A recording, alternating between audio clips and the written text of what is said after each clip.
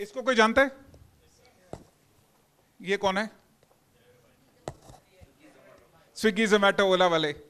इनको सरकार जानती है? नहीं जानती? अच्छा, नहीं, इनको सरकार जानती है क्योंकि ये तो हर गली में हैं। इनकी वजह से अब रात को 12 बजे भी सामान आ जाता है ना?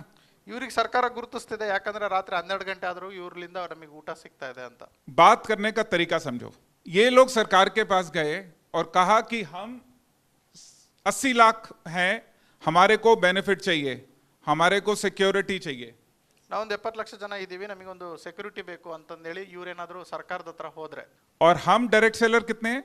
टोटल आबादी कितना है हिंदुस्तान का? ಟೋಟಲ್ ಪಾಪ್ಯುಲೇಷನ್ ಎಷ್ಟಿದೆ? 150 करोड़, 150 करोड़ के आसपास है ना? तो उसका 1% भी होंगे अराउंड अबाउट 1.5 करोड़। इनसे डबल है, फिर भी सरकार हमें नहीं पूछ रही। ಇವ್ರಿಗಿನ ಡಬಲ್ ಇದೀವಿ ನಾವು, ಆದರೂ ಸರ್ಕಾರ ನಮಗೆ ಗಮನಿಸ್ತಿಲ್ಲ, ನಮ್ಮ ಮಾತು ಕೇಳೋದು ಇಲ್ಲ।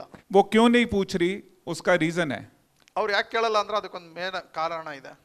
ये लोग कहते हैं कि हम खेती के अलावा, दो तरह का काम होता है, खेती और एक नॉन एग्रीकल्चर। खेती है ना, एग्रीकल्चर नॉन एग्रीकल्चर, ಎರಡು ತರ ಕೆಲಸ ಇರುತ್ತೆ, ಒಂದು ಅಗ್ರಿಕಲ್ಚರ್ ಕೆಲಸ, ಇನ್ನೊಂದು ನಾನ್ ಅಗ್ರಿಕಲ್ಚರ್ ಕೆಲಸ।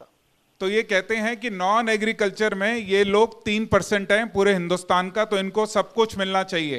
सिर्फ 3% हैं, सब कुछ मिलना चाहिए। हम डायरेक्ट सेलर कितने हैं? नेक्स्ट करना। ಇವ್ರು ಇರೋದು 3% ಜನ, ನಮಗೆಲ್ಲ ಸಿಗಬೇಕು ಅಂತ ಹೇಳಿ ಡಿಮ್ಯಾಂಡ್ ಮಾಡ್ತಾ ಇದ್ದಾರೆ, ಬಟ್ ನಾವು ಎಷ್ಟು ಕೊಂದು ಜನ ಇದ್ದೀವಿ, ನಮ್ಮ ಏನು ಮಾಡ್ತಾ ಇಲ್ಲ ಅಂತ। अगर ये समझ में आ रहा हो तो ये ध्यान से देखना। ಇದನ್ನು ಸ್ವಲ್ಪ ಗಮನ ಕೊಟ್ಟು ನೋಡ್ಕೊಳ್ಳಿ। डायरेक्ट सेलिंग कितना परसेंट है?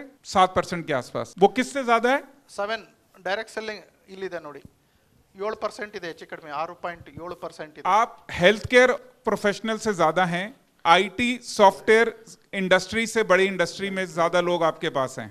किसी ने सोचा ये बात कभी? हम सॉफ्टवेयर इंडस्ट्री से ज्यादा लोग डायरेक्ट सेलिंग में हैं, लेकिन जब हम अपनी ट्रेनिंग में जाते हैं, जब हम अपना प्रेजेंटेशन बनाते हैं, तो हम अपने आप को इतना सा दिखा देते हैं कि सिर्फ ज्वाइन कर जाए, बाकी बात बाद में करेंगे। जबकि आप हिंदुस्तान में आबादी में इतना इंपॉर्टेंट रोल प्ले करते हो। एक लाइन बोलूं, आपकी जो गिनती है वो कमाई वाले लोगों में आती है। तो आज के बाद कभी प्लान दिखाएं, कोई प्रेजेंटेशन दें, कोई ट्रेनिंग दें, उसमें ये स्लाइड जरूर डालना।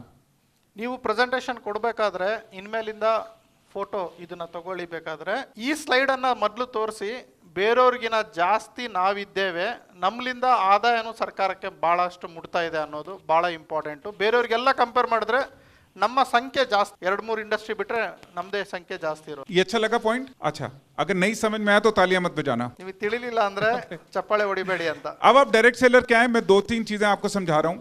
आपको पहले इसलिए समझना है कि बिजनेस में आप ऊपर बाद में जाएंगे, पहले ये जानना है कि आप कौन है। पहली बात, आप कंपनी के बिजनेस पार्टनर हैं, आप कंपनी के एम्प्लॉय नहीं होते। दूसरा, आप कंपनी के साथ डायरेक्ट होते हो, कोई अपलाइन डाउनलाइन नहीं होती, तो आपकी जिम्मेदारी आपके साथ है। तीसरा, अगर कंपनी में प्रॉफिट होता है या कंपनी में आप बिजनेस लेकर आते हैं, तो आप उस सेल के भागीदारी बनते हैं, कमीशन मिलता है। अगर आप नुकसान करते हैं तो भी आपकी जिम्मेदारी है। अगर आप गलती करते हैं, प्रोडक्ट को गलत पैकेज करते हैं, प्लान गलत बताते हैं, तो आपकी भी जिम्मेदारी है। सिर्फ कंपनी की जिम्मेदारी अब नहीं है। ಸೊ ಡೈರೆಕ್ಟ್ ಸೆಲ್ಲರ್ ಬಹಳನೇ ಇಂಪಾರ್ಟೆಂಟ್ ರೋಲ್ ಇದೆ। ಡೈರೆಕ್ಟ್ ಸೆಲ್ಲರ್ ಏನಾದರೂ ಅಪ್ಪಿತಪ್ಪಿ ಸುಳ್ಳು ಸುದ್ದಿಗಳನ್ನು ಹಬ್ಸಿದ್ರೆ ಕಂಪನಿಯ ಬಗ್ಗೆ, ಪ್ರಾಡಕ್ಟ್ ಅಲ್ಲಿ ಪ್ಲಾನ್ ಪ್ರೆಸೆಂಟೇಷನ್ ತಪ್ಪಾಗಿ ಕೊಟ್ರೆ, ಪ್ರಾಡಕ್ಟ್ ಅನ್ನ ರಾಂಗ್ ಆಗಿ ಕೊಟ್ರೆ, ನೀವು ಕೂಡ ಅದರಲ್ಲಿ ಭಾಗಿದಾರಿಯಾಗಿರ್ತೀರಾ ತಪ್ಪಿನಲ್ಲಿ ಅಂತ। छोटा सा इंट्रोडक्शन अपना दे देता हूँ। मेरा नाम राहुल सूदन है, ये पता है। 99 से डायरेक्ट सेलिंग में हूँ, ट्रेनर भी था, लीडर भी हूँ, मल्टीनेशनल कंपनी में ट्रेनर भी था, इंडियन कंपनी का हेड भी था, लिंक्डइन टॉप वाइज हूँ डायरेक्ट सेल्स में, फिटसी का जनरल सेक्रेटरी हूँ, एक मैगजीन है डायरेक्ट सेलिंग ट्रेनिंग अकेडमी की। यह मुझे अपने बारे में इसलिए बताना पड़ता है क्योंकि मेरी जो टीम में दीपिंदर है वो मुझे बोलेगा कि अगर आपने नहीं बताया तो वो मेरे को ಆಫೀಸ್ नहीं आने देता। ಸೊ ಇದೇ ಇವ್ರ ಬಗ್ಗೆ ಪರಿಚಯ ನಾ ಅವಾಗಲೇ ಹೇಳಿದ್ನಲ್ಲ ಸ್ಟಾರ್ಟಿಂಗ್ ಅಲ್ಲಿ ಅವ್ರು ಯಾರು ಅಂತಂದೇಳಿ। ಸೊ ಅದನ್ನೇ ಅವ್ರು ಹೇಳ್ತಾ ಇರೋದು, 25 ವರ್ಷದ ಸುದೀರ್ಘವಾದಂಥ ಎಕ್ಸ್ಪೀರಿಯನ್ಸ್ ನೇರ ಮಾರುಕಟ್ಟೆಯಲ್ಲಿ ಇವ್ರಿಗೆ ಹೊಂದಿದ್ದಾರೆ। ನೆಟ್ವರ್ಕ್ ಟುಡೇ ಏನಿದು ಡೈರೆಕ್ಟ್ ಸೆಲ್ಲಿಂಗ್ ಟುಡೇ ಅನ್ನೋ ಮ್ಯಾಗಝಿನ್ ಕೂಡ ಇವರು ಹೊಂದಿದ್ದಾರೆ, ಆಮೇಲೆ ಫಿಟ್ಸಿಯಲ್ಲೂ ಕೂಡ ಇದ್ದಾರೆ। ಸೊ ಇವರು ಭಾಳಷ್ಟು ಕಂಪನಿಗಳಿಗೆ, ಕಂಪನಿ MDಗಳಿಗೆ ಹಾಗೂ ಡೈರೆಕ್ಟ್ ಸೆಲ್ಲರ್ಸ್ ಅವರಿಗೂ ಕೂಡ ಟ್ರೈನಿಂಗನ್ನು ಕೊಟ್ಟಿದ್ದಾರೆ।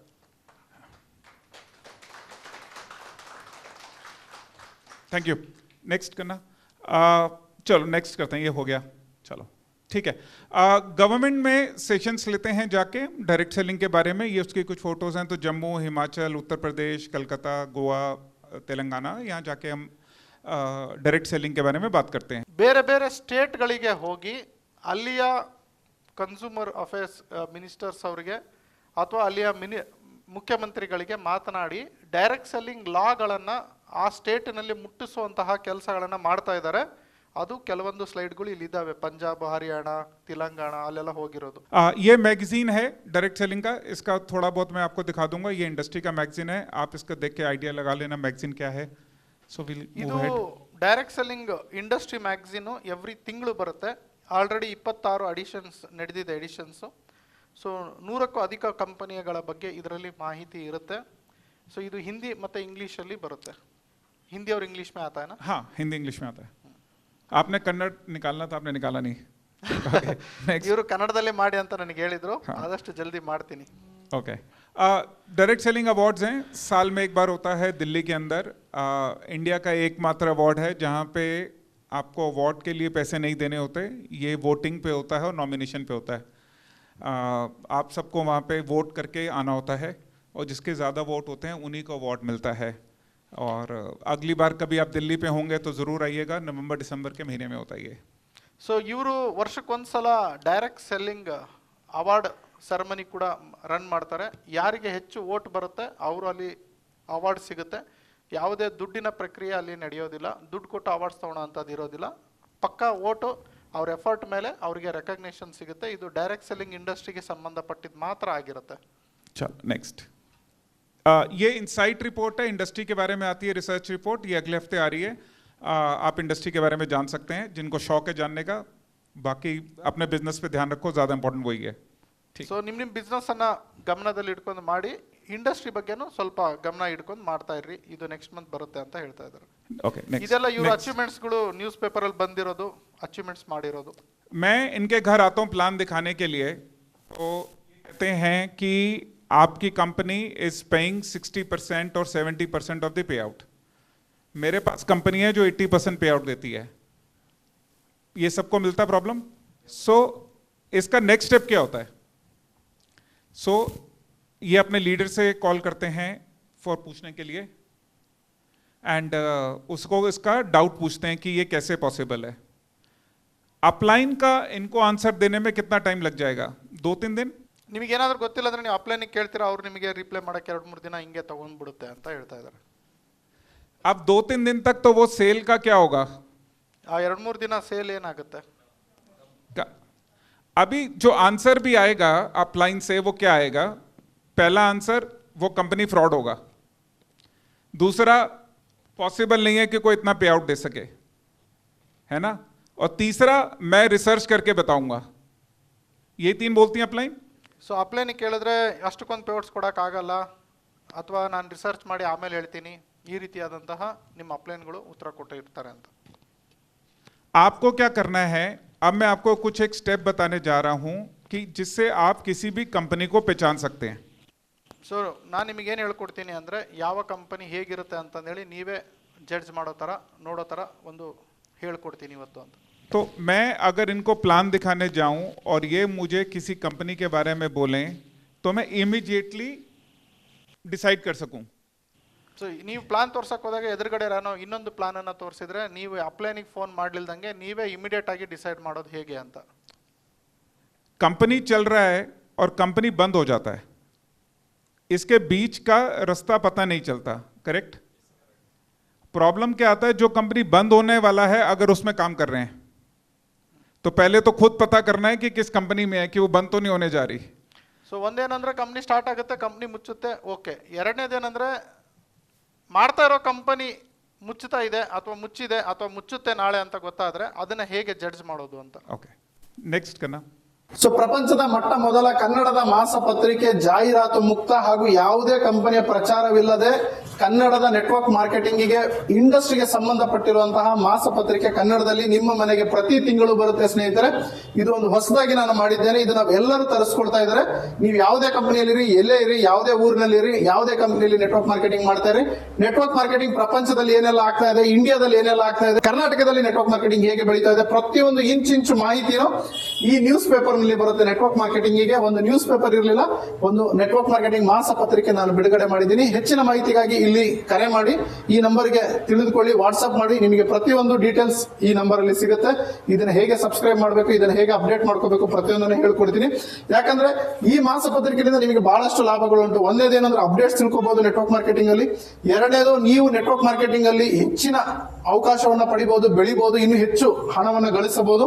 ಮೂರನೇದು, ನೆಟ್ವರ್ಕ್ ಮಾರ್ಕೆಟಿಂಗ್ ನಲ್ಲಿ ನಡೀತಿರುವ ಮೋಸ ಅನ್ಯಾಯದ ವಿರುದ್ಧ ಏನೆಲ್ಲ ನಡೀತಾ ಇದೆ ಈ ಮಾಸಪತ್ರಿಕೆಯಲ್ಲಿ ಇರುತ್ತದೆ. ನಾಲ್ಕನೇದಾಗಿ, ನೆಟ್ವರ್ಕ್ ಮಾರ್ಕೆಟಿಂಗ್ ಅಲ್ಲಿ ಅವಾಗವಾಗ ಜನರು ನೆಗೆಟಿವ್ ಆಗ್ತಾ ಇರ್ತಾರೆ. ಆ ನೆಗೆಟಿವ್ ಆಗ್ಲಿಲ್ದಂಗೆ ಇರಬೇಕು ಅಂದ್ರೆ ಈ ಮಾಸಪತ್ರಿಕೆ ಹೆಲ್ಪ್ ಮಾಡುತ್ತೆ. ಪ್ರತಿ ತಿಂಗಳು ಅವ್ರ ಮನೆಗೆ ಹೋಗೋದ್ರಿಂದ ಅವ್ರು ಮತ್ತದನ್ನೇ ಆಕ್ಟಿವೇಟ್ ಆಗಿ ಕೆಲಸ ಮಾಡೋದ್ರಲ್ಲಿ ಯೂಸ್ ಆಗುತ್ತೆ. ನೀವೆಲ್ಲ ಯಾರೆಲ್ಲ ಅಪ್ಲಯನ್ಸ್ ಇದ್ದೀರಿ, ಯಾರೆಲ್ಲ ತಂಡ ಕಟ್ಟಿದ್ದೀರಿ, ಎಲ್ಲರಿಗೂ ಇದನ್ನ ಸಬ್ಸ್ಕ್ರೈಬ್ ಮಾಡಿಸಿ. ಯಾಕಂದ್ರೆ ಇದು ಯಾವ ಕಂಪನಿ ಪರವಾಗಿ ಇರೋದಿಲ್ಲ, ಹಾಗೂ ಯಾವ ಲೀಡರಿನ ಪ್ರಚಾರನೂ ಈ ಮಾಸಪತ್ರಿಕೆಯಲ್ಲಿ ಇರಲ್ಲ, ಯಾವ ಅಡ್ವರ್ಟೈಸ್ಮೆಂಟ್ ಇರೋದಿಲ್ಲ. ಇದು ಟೋಟಲಿ ಜಾಹೀರಾತು ಮುಕ್ತ ಮಾಸಪತ್ರಿಕೆ ಆಗಿರುತ್ತೆ. ಸೊ ಟೋಟಲಿ ಜಾಹೀರಾತು ಮುಕ್ತ ಆಗಿರುತ್ತೆ. ಇದರಲ್ಲಿ ಯಾವುದೇ ಕಂಪನಿಯ ಪ್ರಚಾರ, ಯಾವುದೇ ಅಡ್ವರ್ಟೈಸ್ಮೆಂಟ್ ಇರೋದಿಲ್ಲ. 100% ಔಟ್ ಆಫ್ ಔಟ್ ಒಳ್ಳೆ ಇನ್ಫಾರ್ಮೇಶನ್ ಇರುತ್ತೆ, ಮೋಟಿವೇಶನ್ ಸ್ಟೋರೀಸ್ ಇರುತ್ತೆ, direct selling rules and regulation ಬಗ್ಗೆ ಮಾತನಾಡ್ತೀವಿ. ಹಾಗೂ ಡೈರೆಕ್ಟ್ ಸೆಲ್ಲಿಂಗ್ ಇಂಡಸ್ಟ್ರಿ ಪ್ರಪಂಚದಲ್ಲಿ ಏನೇನೆಲ್ಲ ನಡೀತಾ ಇದೆ, ಈ ತಿಂಗಳಲ್ಲಿ ಏನಾಯ್ತು, ಮುಂದಿನ ತಿಂಗಳಲ್ಲಿ ಏನಾಗುತ್ತೆ, ಈ ರೀತಿಯಾದಂತಹ ಇನ್ಫಾರ್ಮೇಶನ್ ಗಳನ್ನ ಈ ಮಾಸಪತ್ರಿಕೆಯಲ್ಲಿ ಬಿಡುಗಡೆ ಮಾಡ್ತೀವಿ. ಇದು ಕನ್ನಡದಲ್ಲಿರುತ್ತೆ. ಇದು ನಿಮ್ಮ ಮನೆ ಅಡ್ರೆಸ್ ಕೊಟ್ಟು ನೀವು ಸಬ್ಸ್ಕ್ರೈಬ್ ಆದ್ರೆ ನಿಮ್ಮ ಮನೆ ಬಾಗಿಲಿಗೆ ಪ್ರತಿ ತಿಂಗಳು ಬರುತ್ತೆ ಸ್ನೇಹಿತರೆ. ತುಂಬಾ ಕಡಿಮೆ ಶುಲ್ಕವನ್ನು ಇಟ್ಟಿದ್ದೀವಿ, ತುಂಬಾ ಕಡಿಮೆ ಅಮೌಂಟ್ ಅಲ್ಲಿ ನಿಮಗೆ ಈ ಪತ್ರಿಕೆ ಮನೆಗೆ ತಲುಪುತ್ತೆ. Thank you very much. ಈ ಕೂಡಲೇ ಸಬ್ಸ್ಕ್ರೈಬ್ ಆಗಲಿ, ಮತ್ತೆ ಈ ವಿಡಿಯೋನ ಎಲ್ಲರಿಗೂ ಶೇರ್ ಮಾಡಿ, ಹಂಚಿ. ಈ ಇನ್ಫಾರ್ಮೇಶನ್ ಎಲ್ಲರಿಗೂ ಹಂಚಬೇಕು, ಯಾಕಂದ್ರೆ ನಾವೆಲ್ಲ ಒಂದಾಗಬೇಕು ಸ್ನೇಹಿತರೆ. ನೆಟ್ವರ್ಕ್ ಮಾರ್ಕೆಟಿಂಗ್ ನಲ್ಲಿ ಬಹಳಷ್ಟು ಜನ ಬೆಳಿಬೇಕು ಅಂತ ಆಸೆ ಪಡ್ತಾರೆ, ಬಟ್ ಯಾವುದೇ ಪುಸ್ತಕಗಳನ್ನು ಓದೋದಿಲ್ಲ. ಹಾಗಾಗಿ ಕನ್ನಡದಲ್ಲಿ ಮೊಟ್ಟ ಮೊದಲ ಬಾರಿಗೆ ನೆಟ್ವರ್ಕ್ ಮಾರ್ಕೆಟಿಂಗ್ ಜ್ಞಾನ ಭಂಡಾರ ಅನ್ನೋ ಪುಸ್ತಕ ಬರೆದಿದ್ದೇನೆ. ಇದು 3 ಭಾಗದಲ್ಲಿರುತ್ತೆ, ಭಾಗ 1, ಭಾಗ 2, ಭಾಗ 3. ಸೊ ಬಿಗಿನರ್ಸ್ ಹೇಗಿರಬೇಕು, ಟೀಮನ್ನು ಹೇಗೆ ಕಟ್ಟಬೇಕು, ತದನಂತರ ಟೀಮ್ನಿಂದ ಹೇಗೆ ರಿಟೈರ್ಡ್ ಆಗಬೇಕು, ನೆಟ್ವರ್ಕ್ ಮಾರ್ಕೆಟಿಂಗ್ ನಲ್ಲಿ ನಡೀತಿರುವಂಥ ಮೋಸದ ಕಂಪನಿಗಳು ಯಾವ್ಯಾವ ಇದಾವೆ, ಹಾಗೂ ನೆಟ್ವರ್ಕ್ ಮಾರ್ಕೆಟಿಂಗ್ ನಲ್ಲಿ ಹೊರಡಿಸಿರುವಂಥ ರೂಲ್ಸ್ ಅಂಡ್ ರೆಗ್ಯುಲೇಷನ್ ಕನ್ನಡದಲ್ಲಿ ಅನುವಾದ ಮಾಡಿ ಈ ಪುಸ್ತಕದಲ್ಲಿ ಬರೆಯಲಾಗಿದೆ. ಇದು ತುಂಬಾನೇ ಮಾನ್ಯತೆ ಪಡೆದಿದೆ. ತುಂಬ ಜನ ಇದನ್ನ ಓದ್ಬಿಟ್ಟು ತುಂಬ ಇನ್ಕಮ್ ಅನ್ನು ಗಳಿಸ್ತಾ ಇದ್ದಾರೆ. ನೀವು ಕೂಡ ಈಗಲೇ ಈ ಪುಸ್ತಕವನ್ನು ಖರೀದಿ ಮಾಡಿ, ಈ ನಂಬರ್ಗೆ ಕರೆ ಮಾಡಿ, ಈ ಪುಸ್ತಕದ ಬೆಲೆ ಎಲ್ಲ ತಿಳ್ಕೊಳ್ಳಿ. ಹಾಗೂ ಈ ಪುಸ್ತಕ ಆರ್ಡರ್ ಮಾಡಿದ್ರೆ ನಿಮ್ಮ ಮನೆಗೆ ಹೋಮ್ ಡೆಲಿವರಿ ಆಗಿದೆ. ಹಾಗೆ ನೆಟ್ವರ್ಕ್ ಮಾರ್ಕೆಟಿಂಗ್ ನಲ್ಲಿ ನೀವು ಹೇಗೆ ದೊಡ್ಡ ತಂಡವನ್ನು ಕಟ್ಟಬಹುದು, ಇನ್ವಿಟೇಷನ್ ಟಿಪ್ಸ್ ಆಗಿರ್ಬೋದು, ಫಾಲೋ ಅಪ್ ಟಿಪ್ಸ್ ಆಗಿರ್ಬೋದು, ಪ್ರೆಸೆಂಟೇಷನ್ ಯಾವ ರೀತಿ ಕೊಡಬೇಕು, ಕ್ಲೋಸಿಂಗ್ ಯಾವ ರೀತಿ ಮಾಡಬೇಕು, ಪ್ರತಿಯೊಂದನ್ನು ಈ ಪುಸ್ತಕದಲ್ಲಿ ಕನ್ನಡದಲ್ಲಿ ಇಂಚಾಗಿ ಬರೆಯಲಾಗಿದೆ. ಇದನ್ನ ಬರೆದಿರೋದು ನಾನು, ನಿಮ್ಮ ಪ್ರೀತಿಯ MLM ಶರತ್. ತುಂಬ ಈ ಪುಸ್ತಕದ ಬೇಡಿಕೆ ಇದೆ. ಆಲ್ರೆಡಿ 5-6 ವರ್ಷದಿಂದ ಈ ಪುಸ್ತಕ ತುಂಬ ಜನ ಓದ್ತಾ ಇದ್ದಾರೆ, ತುಂಬ ಎತ್ತರಕ್ಕೆ ಬೆಳೆದಿದ್ದಾರೆ. ಈ ಕೂಡಲೇ ಈ ಪುಸ್ತಕ ನೀವು ಕರೆಸ್ಕೊಳ್ಳಿ. ಹೆಚ್ಚಿನ ಮಾಹಿತಿಗೆ ನಂಬರಿಗೆ ಕರೆ ಮಾಡಿ, ವಾಟ್ಸಪ್ ಮಾಡಿ, ನಿಮ್ಮ ಮನೆಗೆ ಈ ಪುಸ್ತಕವನ್ನು ತರಿಸ್ಕೊಡಿ. ಒಂದು ಸಲ ಈ ಪುಸ್ತಕನ ಓದಿ, ಈ ಪುಸ್ತಕದ ಬೆಲೆ ಏನು ಅಂತ ಗೊತ್ತಾಗುತ್ತೆ. ಯಾಕಂದರೆ ಅಂಬೇಡ್ಕರ್ ಅವರು ಹೇಳಿದ್ದಾರೆ, ಯಾರು ಪುಸ್ತಕವನ್ನು ಓದ್ತಾರೆ ಅವರೇ ಪ್ರಪಂಚವನ್ನು ಆಳ್ತಾರೆ ಅಂತಂದೇಳಿ. ನೀವು ನೆಟ್ವರ್ಕ್ ಮಾರ್ಕೆಟಿಂಗ್ನಲ್ಲಿ ಈ ಪುಸ್ತಕವನ್ನು ಓದಿಲ್ಲ ಅಂತ ಹೇಳಿದ್ರೆ ನೀವು ನೆಟ್ವರ್ಕ್ ಮಾರ್ಕೆಟಿಂಗ್ ಮಾಡೋದ್ರಲ್ಲಿ ಯಾವುದೇ ಮೀನಿಂಗ್ ಇಲ್ಲ ಸ್ನೇಹಿತರೆ. ಯಾಕಂದರೆ ನೆಟ್ವರ್ಕ್ ಮಾರ್ಕೆಟಿಂಗ್ನ ಪ್ರತಿಯೊಂದು ರೂಲ್ಸ್ ಅಂಡ್ ರೆಗ್ಯುಲೇಷನ್ ಕನ್ನಡದಲ್ಲಿ ಇದೆ. ಈ ಪುಸ್ತಕ ಕೇವಲ ಕನ್ನಡದಲ್ಲಿ ಅವೈಲಬಲ್ ಇದೆ. ಕನ್ನಡದಲ್ಲಿ ಕನ್ನಡಿಗರಿಗೋಸ್ಕರ ಬರೆದಿರುವಂಥ ಪುಸ್ತಕ ಇದು. ಈ ಕೂಡಲೇ ತಗೊಂಡು ಓದಿ. Thank you very much.